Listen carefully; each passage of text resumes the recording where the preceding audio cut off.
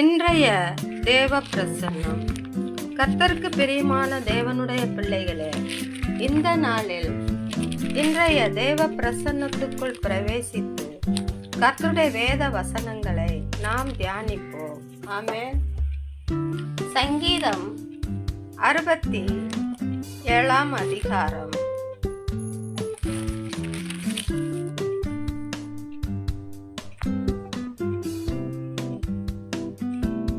5, 6, 7 ஆகிய வசனங்களை நாம் வாசிக்க கேட்போம்.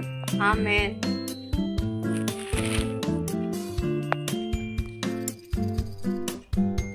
தேவனே, ஜனங்கள் உம்மை துதிப்பார்களாக, சகல ஜனங்களும் உம்மை துதிப்பார்களாக. பூமி தன் பலனை தரும். தேவனாகிய எங்கள் தேவனே எங்களை ஆசீர்வதிப்பார்.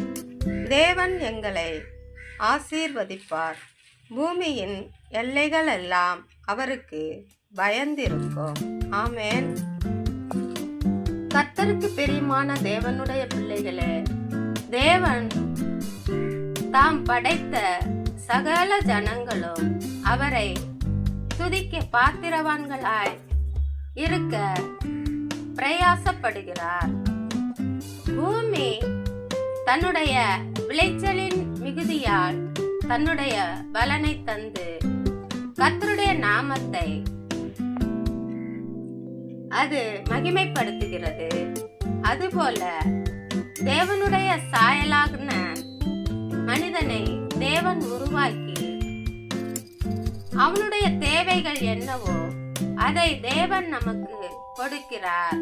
ஆமென். ஆகையால் அப்படிப்பட்ட தேவனுக்கு நாம் நன்றி செலுத்தி அவரை துதிப்பதற்கு பாத்திரவான்களாய் ஒவ்வொரு மனிதனும் அவனவனுடைய ஆசீர்வாதங்களுக்காக தேவனுக்கு தூய பாத்திரவான்களாய் காணப்படுவோம்.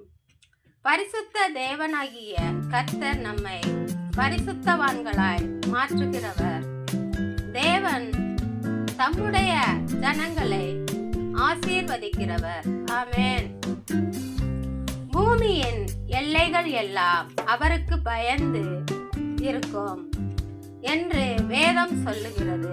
அப்படிப்பட்ட தேவனை நாம் பயத்தோடும் நடுக்கத்தோடும் பணிவோடும் துதித்து நம்முடைய ஜீவனை பாதுகாத்து கொள்ள வேண்டும். ஆமென். நம்முடைய ஆத்துமாவிலே ஜீவ சுவாசம்